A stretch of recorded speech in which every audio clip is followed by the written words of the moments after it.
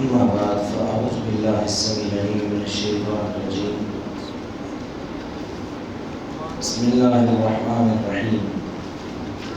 وبشر الذين آمنوا وعملوا الصالحات أن لهم جنات تجري من تحتها الأنهار كلما رزقوا منها من ثمرة الرزق قالوا هذا الذي رزقنا من قبل وأتوا به متشابها ولهم فيها أزواج مطهرة وهم فيها خالدون.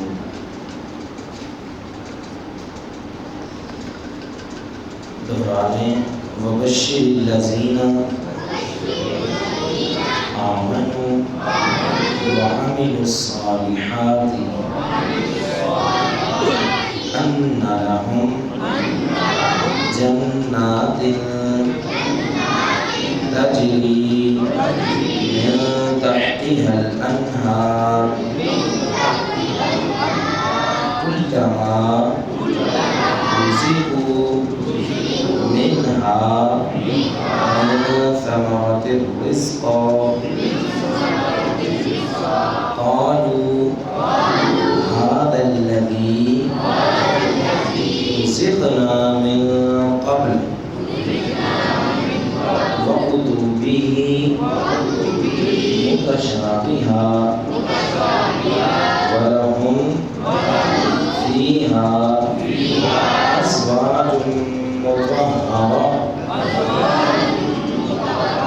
وهم فيها خالدون. ترجمہ وبشر الذین، اور آپ خوشخبری دے دیں ان لوگوں کو آمن جو ایمان لائے وعملوا الصالحات اور نیک اعمال کیے ان لہم بے شک ان کے لیے جنات تجری باغات ہیں جنتیں ہیں کہ جاری ہوتی ہیں من تحتہا اس کے نیچے سے الانہار نہریں کلما جب بھی روزی کو وہ دیے جائیں گے منہا اس سے من ثمرات پھلوں کا رزقا رزق قالوا تو وہ کہیں گے ھذا الذی رزقنا یہ وہی ہے کہ جو دیا گیا ہمیں من قبل اس سے پہلے اتو بھی اور وہ دیے جائیں گے متشابہا ملتے جلتے ولہم اور ان کے لیے فیہا اس میں ازواج مطہرۃ پاکیزہ جوڑے ہیں وہم فیہا خالدون اور وہ اس میں ہمیشہ ہمیشہ رہیں گے. وبشر الذین، اور آپ خوشخبری دے دیں ان لوگوں کو آمنوا جو ایمان لائے وعملوا الصالحات اور نیک اعمال کیے. اس جملے کی ہم نے وضاحت کی تھی. خوشخبری دینے والے آپ علیہ السلام دین اسلام میں خوشخبری اور اس کے کچھ پہلو، پھر ایمان اور پھر عمل صالح. عمل صالح کون سا عمل ہے؟ وہ عمل کہ جس کے پاس قبول ہونے کے لیے صلاحیت موجود ہو. عمل صالح کوئی بھی عمل ہے نا، اس کے صالح ہونے کے لیے دو شرطیں ہیں، وہ بھی یاد رکھیں. ایک کوئی بھی عمل ہے وہ اللہ تعالیٰ کی رضا کے لیے کیا جائے، اور دوسری شرط یہ ہے کوئی بھی عمل ہے وہ رسول اللہ صلی اللہ علیہ وسلم کے طریقے کے مطابق ہونا چاہیے. عمل صالح کی یہی تعریف ہے، تیسری چوتھی کوئی تعریف نہیں، تیسری چوتھی کوئی شرط نہیں. دنیا کا کوئی بھی عمل ہے جی وہ اس قانون پہ پیش کر لیں. پہلی چیز وہ عمل اللہ کے لیے ہے، دوسرا اس میں سنت کی مہر ہے تو ٹھیک ہے وہ عمل صالح ہے. اگر ان میں سے ایک بھی چیز کم ہے تو وہ عمل صالح ہو سکتا نہیں. ایک شخص کی نیت ٹھیک ہے، وہ عمل تو کرتا ہے لیکن وہ عمل سنت سے ثابت وہ صالح ہے نہیں. ایک عمل سنت کے مطابق تو ہے، نماز بندہ پڑھتا ہے سنت کے مطابق، لیکن اس میں پہلی چیز نہیں ہے کہ وہ نماز اللہ کی رضا کی خاطر نہیں پڑھ رہا، لوگوں کو دکھانے کے لیے، تو وہ صالح ہے. تو قیامت کے دن بھی جب میزان پہ اعمال چیک کیے جائیں گے نا، وہاں پہ بھی یہ دو ہی چیزیں دیکھی جائیں گی۔ پہلی اس میں یہ دیکھو، اس نے جو عمل کیا ہے تعداد پوری ہے، اللہ کی رضا اس میں موجود ہے، ٹھیک ہے موجود۔ دوسرا یہ عمل جو کر کے لایا ہے اس پہ رسول اللہ صلی اللہ علیہ وسلم کی مہر ہے کہ نہیں ہے تو ٹھیک ہے، اگر نہیں ہے تو پھر وقودها الناس والحجارہ، اگر ہے ان لہم جنات تجری، ان کے لیے کیا ہے؟ جنتیں ہیں جن کے نیچے نہریں بہتی ہیں۔ جنات، یہ جنت ان کی جمع ہے جنات۔ جنت کسے کہتے ہیں جی؟ جنت کہتے ہیں جی باغ کو۔ کسے کہتے ہیں؟ باغ کو۔ جنات باغات۔ جنہ یا جنو، اس کا معنی ہوتا ہے ڈھانپ لینا، چھپا لینا۔ کیا معنی ہوتا ہے؟ اسی سے یہ جنت ہے، کیونکہ یہ اتنی گھنی ہے، اتنی گھنی ہے، اتنے اس میں درخت ہیں کہ اس نے ہر چیز کو چھپایا ہوا ہے، اس لیے اسے کیا کہتے ہیں؟ جنت۔ ابھی نہیں سمجھ آئی؟ جنت لفظ ہے جنہ یا جنو، چھپانا، ڈھانپ لینا، ٹھیک ہے۔ اور کدی جن ویکھیا جی؟ کسے ویکھیا ہے؟ ادھر کسے ویکھیا ہے؟ کسی نے دیکھا؟ اس لیے اسے جن کہتے ہیں، کیونکہ کسی نے اسے دیکھا نہیں، وہ ڈھانپا ہوا ہے، غائب نظر نہیں آتا، چھپا ہوا ہے، اس لیے وہ کیا ہے؟ جن۔ مجنون، یہ بھی اسی لفظ سے ہی ہے۔ مجنون کسے کہتے ہیں؟ کسے کہتے ہیں جی؟ کیوں کہتے ہیں؟ کیونکہ اس کی عقل جو ہے وہ ڈانپی گئی ہے، پردہ آ گیا ہے، ٹھیک ہے، اس لیے اسے مجنون کہتے ہیں۔ جنت، جن، مجنون، تو فرمایا جنات، باغات ہیں، گھنے باغات۔ کیا ہیں جی؟ گھنے باغات۔ گھنے باغات ہیں۔ حالانکہ ہم نے ایک حدیث سن رکھی ہے، آپ علیہ السلام نے فرمایا کہ ابراہیم علیہ السلام کا پیغام ہے کہ اقر منی امتک السلام، اپنی امت کو میری طرف سے سلام کہیے گا، ساتھ کہہ دیجیے گا یہ جو جنت ہے نا اس کا پانی میٹھا ہے، مٹی اس کی خوشبو والی ہے، لیکن ایک مسئلہ ہے وَأَنَّهَا قِيعان، یہ تو چٹیل میدان ہے۔ جنت کیا ہے؟ چٹیل میدان۔ وہاں پہ کہا جنت چٹیل میدان ہے، یہاں پہ ہم معنی کر رہے ہیں کہ وہ گھنی جنت ہے، گھنے باغات ہیں۔ دونوں باتیں آپس میں ٹکرا رہی ہیں، دونوں چیزیں صحیح ہیں۔ معنی یہ ہے ابتدا میں وہ ایک چٹیل میدان ہے، حضرت آپ نماز پڑھیں، آپ دعا پڑھیں سبحان اللہ والحمدللہ ولا الہ الا اللہ واللہ اکبر، جنت میں درخت لگوائیں، جنت میں پودے لگوائیں، اور اتنے اعمال کریں گے مومن جو جنت میں جائیں گے کہ اتنے زیادہ پودے اور درخت لگ چکے ہوں گے، یلتف بعضها بعض، ایک کی شاخیں دوسرے میں گھسی ہوئی ہوں گی، اور اس طرح وہ گھنے باغات ہوں گے۔ ٹھیک ہے جی، سمجھ آئی کہ نہیں؟ دونوں چیزیں تجری کے جاری ہوتی ہیں، من تحتہا، اس کے نیچے سے، الانہار، نہریں۔ جنت کیا ہے؟ اتنی خوبصورت ہے کہ اس میں اس کے نیچے سے نہریں جاری ہوتی ہیں۔ اور سنا ہے آپ نے لفظ کشمیر جنت نظیر کیوں کہتے ہیں؟ کیونکہ قرآن نے جو جنت کا نقشہ بیان کیا ہے نا وہ یہی کیا ہے کہ اوپر محلات ہیں اور نیچے وہ گھنا علاقہ باغات ہیں اور بیچ میں نہریں چلتی ہیں، ٹھیک ہے۔ اور آپ کبھی یہ ماشاءاللہ ان علاقوں میں جائیں نا، وہ خوبصورتی میں ایسے ہی ہیں، اوپر لوگ رہ رہے ہیں، نیچے وہ کیا ہے جناب، وہ سبزہ اور ہریالی ہے، اور پھر نیچے ساتھ وہ چشمے چل رہے ہیں، دریا چل رہے ہیں، یہ پورا جنت کا منظر ہے، اس لیے اسے کہتے ہیں جنت نظیر۔ بات کی سمجھ آئی ہے جی؟ تجری من تحتہا الانہار، اس کے نیچے کیا بہتی ہیں؟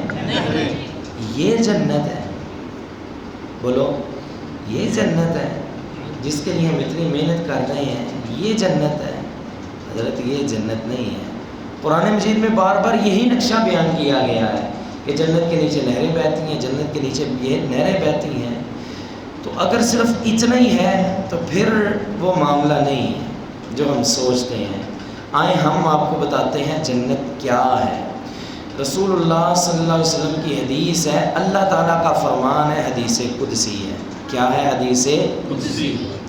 حدیث قدسی اس حدیث کو کہتے ہیں جس کی نسبت اللہ کی طرف ہو، جس حدیث کی نسبت، جس بات کی نسبت رسول اللہ کی طرف ہو اسے مرفوع حدیث کہتے ہیں، جس حدیث کی نسبت صحابہ کی طرف ہو اسے موقوف کہتے ہیں۔ بات کی سمجھ آئی ہے جی؟ اب یہ حدیث اس کی نسبت اللہ کی طرف، یہ اللہ تعالیٰ کا فرمان ہے، اسے کیا کہتے ہیں؟ حدیث قدسی۔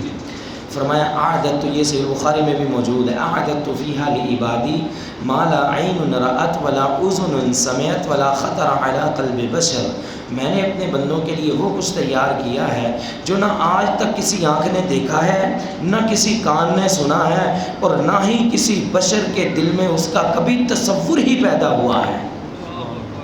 یہ ہے جی جنت۔ حالانکہ یہ جو بیان ہو رہا ہے تجری من تحت الانہار، اوپر محل ہیں، نیچے نہریں بہتی ہیں، یہ تو منظر ہم نے دیکھا ہے۔ بھئی آپ نے بھی دیکھا ہے کہ نہیں دیکھا؟ وہ دیکھتے ہیں کہ نہیں؟ دنیا میں تو یہ منظر موجود ہے۔ وہ فرعون نے نہیں کہا تھا منادا فرعون فی قومی قال یا قوم الیس لی ملک مصر، اے میری قوم کیا میرے لیے یہ ملک مصر نہیں ہے؟ وَهَٰذِهِ الْأَنْهَارُ تَجْرِي مِن تَحْتِي، یہ اوپر میرا محل ہے، نیچے میری نہریں بہتی ہیں۔ افلا تبصرون، تم دیکھتے نہیں ہو؟ یہ تو فرعون نے بھی کہا تھا۔ یہ پھر اللہ تعالیٰ بار بار یہ کیوں کہتے ہیں جنات تجری من تحتی الانہار، جنات تجری؟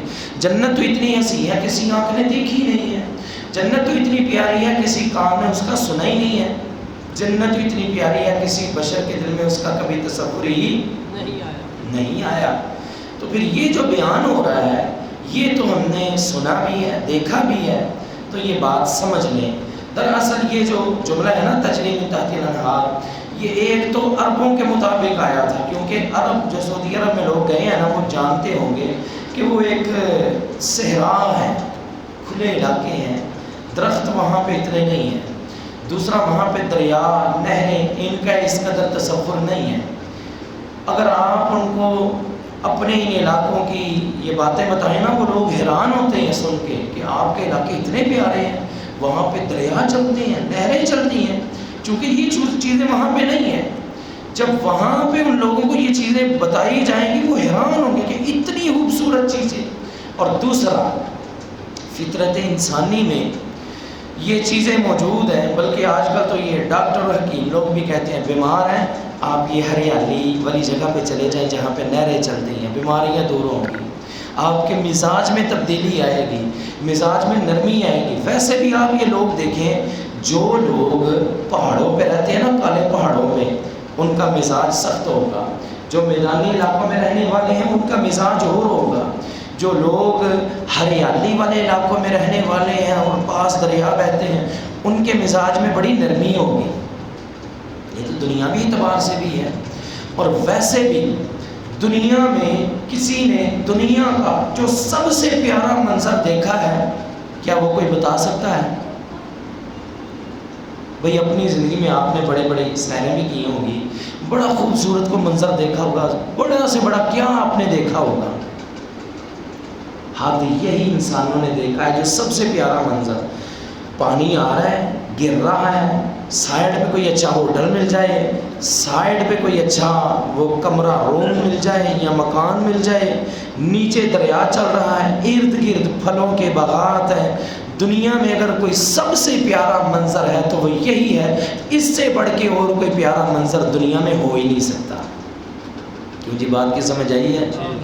دنیا میں سب سے پیارا کوئی منظر اگر ہم کسی کو بتائیں نا تو پیارے سے پیارا منظر یہی بتا سکتے ہیں جی ہم فلاں جگہ پہ ہم نے دیکھا تھا، ایک محل تھا یا مکان تھا، نیچے نہر چل رہی تھی اور سائڈوں پہ باغات تھے آم کے، پھر مختلف آڑو کے، سیب کے، اخروٹ کے، اور درمیان میں دریا۔ یہ دنیا کا سب سے پیارا اگر منظر کہا جائے تو یہی ہے، اس سے بڑھ کے دنیا میں خوبصورت منظر ہے ہی کوئی نہیں۔ بات کی سمجھ آئی ہے؟ اب ہماری عقل کہاں پہ پہنچی زیادہ سے زیادہ؟ یہاں پہ کہ باغ ہے، دریا ہے، اوپر محل ہے، ہماری عقل کی انتہا ہے، اسی لیے اللہ نے جب ہمیں سمجھانا تھا نا، ہمیں لالچ دینا تھا، تو ہماری عقل کی انتہا تک وہ لالچ دے دیا کہ فرمایا جو جنتیں ہیں نا وہاں پہ تو ایسا ہوگا کہ نیچے نہریں چل رہی ہیں، اوپر آپ کے محلات ہیں۔ سبحان اللہ، یہ حضرت ہماری عقل کی انتہا ہے، ورنہ جنت وہ آج بھی ایسی ہے، نہ کسی آنکھ نے دیکھی، نہ کسی کان نے سنا، نہ کسی انسان کے دل میں اس کا تصور ہی پیدا ہو سکتا ہے، اتنی پیاری ہے۔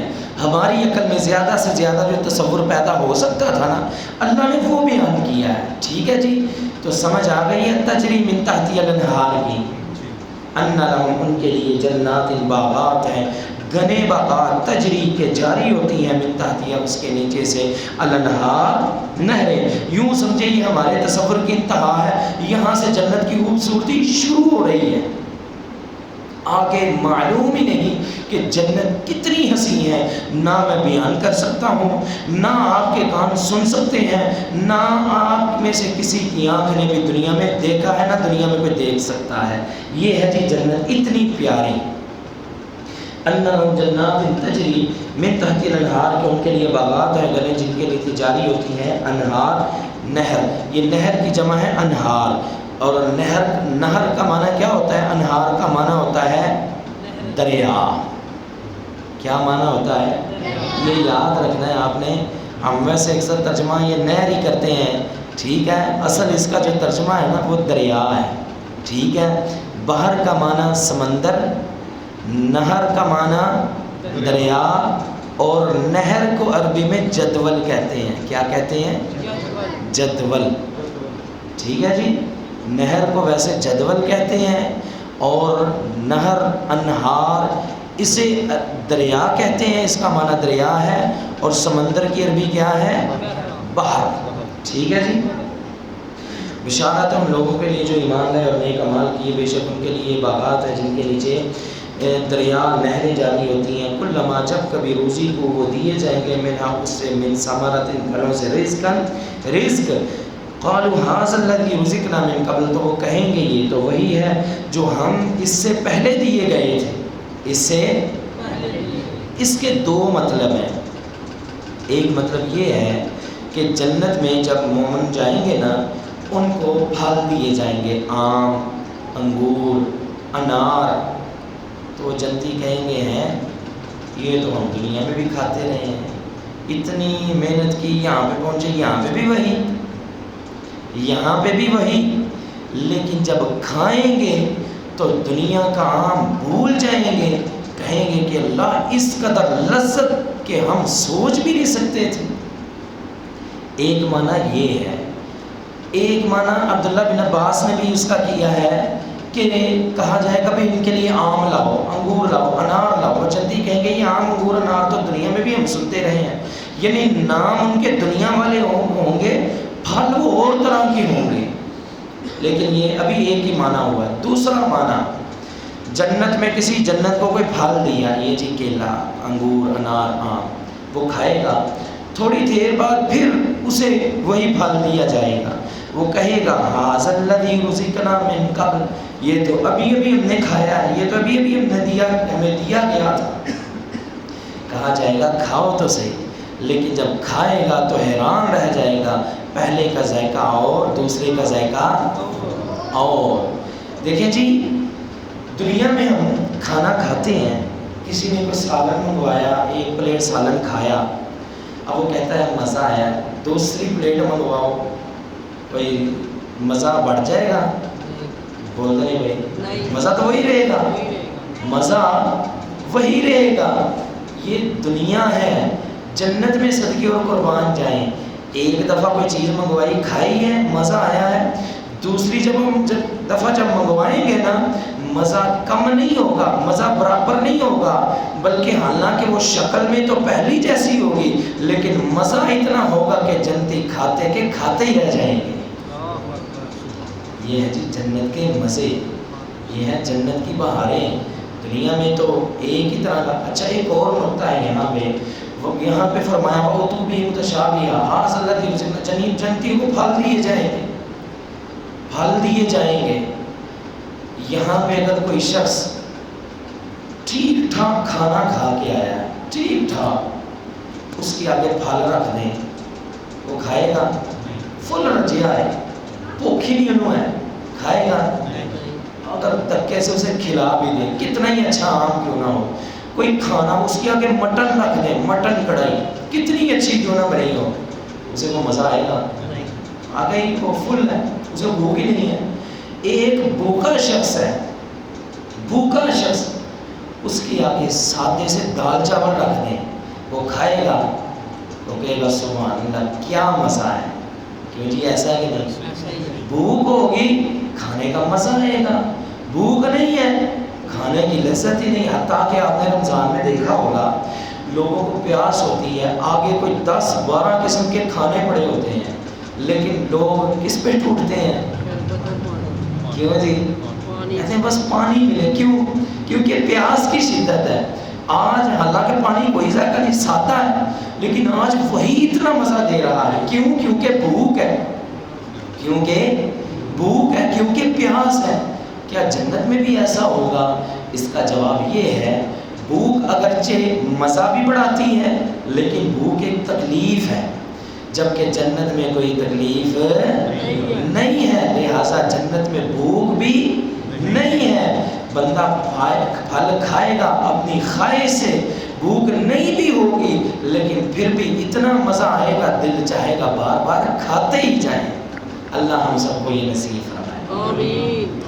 فرمایا کہ جنات تجری من تحت الانہار، ان کے لیے نہریں ہیں، ان کے لیے باغات ہیں جن کے نیچے نہریں چلتی ہیں، کلما رزقوا، جب کبھی وہ دیے جائیں گے، منہا، اس سے، من ثمرۃ الرزق، پھلوں کا رزق، قالوا، تو وہ کہیں گے، ھذا الذی رزقنا من قبل، یہ وہی ہے کہ جو ہمیں اس سے پہلے دیا گیا، اوتوا بہ متشابہا، اور وہ دیے جائیں گے ملتے جلتے، یعنی پہلے بھی وہ آم آیا، اس کے بعد بھی وہی آم، پہلے کا ذائقہ اور دوسرے کا ذائقہ اور، وَلَهُمْ فِيهَا أَزْوَاجٌ مُطَهَّرَةٌ، ان کے لیے وہاں پہ پاک بیویاں ہوں گی۔ ترجمہ عام طور پہ یہی کیا جاتا ہے، لیکن ازواج زوج کی جمع ہے، جس کا معنی ہے جوڑا۔ عورت ہے تو اس کے لیے مرد جوڑا، مرد ہے تو اس کے لیے عورت جوڑا۔ اگر ہم یہ ترجمہ کرتے ہیں نا، وَلَهُمْ فِيهَا أَزْوَاجٌ مُطَهَّرَةٌ، ان کے لیے بیویاں ہوں گی پاک، تو یہاں کی عورتوں کو غصہ چڑھ جاتا ہے کہ ایسی پاک نہیں ہیں، وہ تو ہی پاک ہوں گی ہیں۔ تو دراصل معنی ہے کہ جوڑے پاک ہوں گے، وہاں پہ مرد بھی پاک ہوں گے، عورتیں بھی پاک ہوں گی۔ کہ دنیا میں اگرچہ کوئی مرد ہے، اگرچہ کوئی عورت ہے، اس کا کتنا ہی پاکیزہ رشتہ کیوں نہ ہو، لیکن پھر بھی کچھ نہ کچھ آلودگی مردوں کے ساتھ بھی ہے، عورتوں کے ساتھ بھی ہے۔ ایسا ہے کہ نہیں ہے؟ کوئی واش روم میں جاتے ہیں، قضائے حاجت کرتے ہیں، کچھ نہ کچھ آلودگی مردوں کے ساتھ بھی ہے، کچھ نہ کچھ آلودگی عورتوں کے ساتھ بھی ہے۔ لہٰذا ہم مانا کریں گے وَلَهُمْ، اور ان کے لیے، فِيهَا، اس میں، أَزْوَاجٌ مُطَهَّرَةٌ، جوڑے ہوں گے ایسے پاکیزہ کہ جو ہر قسم کی آلودگی سے پاک ہوں گے، ہر قسم کی آلودگی سے پاک ہوں گے۔ یہاں بھی جوڑے ہیں، لیکن ایک اور مسئلہ یاد رکھیں، مطہرہ، ہر قسم کی آلودگی سے پاک میں نے ترجمہ کیا۔ کیوں؟ کیونکہ جنت میں اگر یہ قضائے حاجت نہیں ہے تو وہاں پہ حسد بھی نہیں ہے، وہاں پہ دل بھی صاف ہوگا، ذہن بھی صاف ہوگا۔ دنیا میں کتنا اچھا گھر کیوں نہ ہو، جوڑا بن جائے نا، اگر میاں کے دل میں کوئی بیوی کے متعلق شک ہے، دل صاف نہیں ہے، تب بھی وہ گھر جہنم ہے۔ عورت کے متعلق، عورت کے دل میں اگر اپنے خامد کے متعلق کوئی شک و شبہ ہے، تب بھی وہ گھر جنت بن سکتا نہیں۔ دنیا میں بھی ایسا ہے، جب تک دماغ دونوں کا صاف نہیں ہوگا، دل صاف نہیں ہوگا، تب تک دنیا میں بھی اپنے گھر کو آپ جہنم سے بچا نہیں سکیں گے۔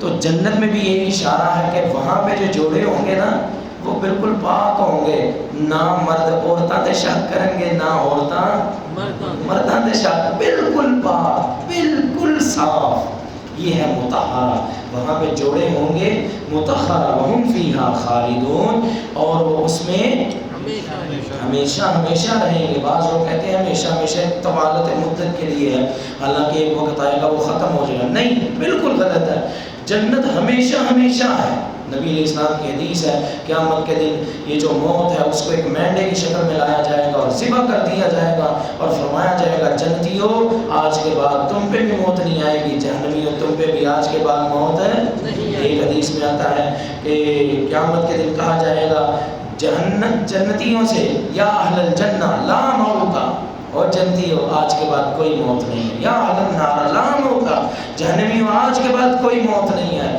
خلود خلود اب ہمیش کی ہے۔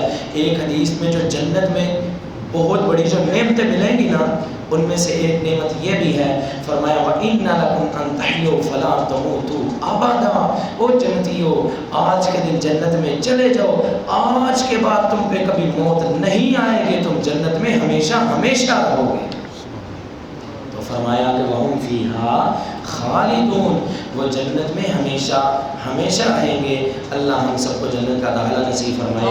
بشر الذین آمنوا، اور خوشخبری ان لوگوں کے لیے جو ایمان لائے، وعملوا الصالحات، اور نیک اعمال کیے، ان لہم جنات تجری، بے شک ان کے لیے باغات ہیں گنے جاری ہوتی ہیں، من تحتہا اس کے نیچے سے، الانہار نہریں دریا، کلما جب بھی روزی کو ان کو دیا جائے گا، منہا اس جنت سے، من ثمرۃ رزق، پھلوں کا رزق، قالوا ھذا الذی، تو کہیں گے یہ تو وہی ہے، رزقنا من قبل، جو اس سے پہلے دیے گئے، فأتوا بہ متشابہا، اور وہ دیے جائیں گے ملتے جلتے، ولہم فیہا، اور ان کے لیے اس میں ازواج مطہرۃ، پاکیزہ جوڑے ہوں گے، وہم فیہا خالدون، اور اس میں وہ ہمیشہ ہمیشہ رہیں گے۔ اے اللہ ہم سب کو جنت الفردوس کا داخلہ نصیب فرما، اے اللہ ہم سب کو جنت الفردوس کا داخلہ نصیب فرما، اے اللہ ہم سب کو جنت الفردوس کا داخلہ نصیب فرما۔ اللہ کے نبی علیہ السلام کی حدیث آخر میں یاد آ گئی، ایک حدیث ہم نے پہلے سنائی تھی نا کہ جنت کے لیے 3 مرتبہ سوال کریں، ایک اور فرمایا اذا سألتم اللہ فاسألوہ الفردوس، تم نے جب بھی اللہ سے مانگنی ہے، چھوٹی موٹی نہیں بلکہ جنت الفردوس مانگنی ہے، فإنہ اعلیٰ، وہ سب سے اونچی ہے، اس سے اوپر کچھ بھی نہیں ہے، ومنہا تفجر الانہار، جنت میں جتنی بھی نہریں آتی ہیں نا وہ فردوس سے آتی ہیں۔ اللہ ہم سب کو جنت الفردوس کا داخلہ عطا فرمانا۔ وآخر دعوانا الحمدللہ۔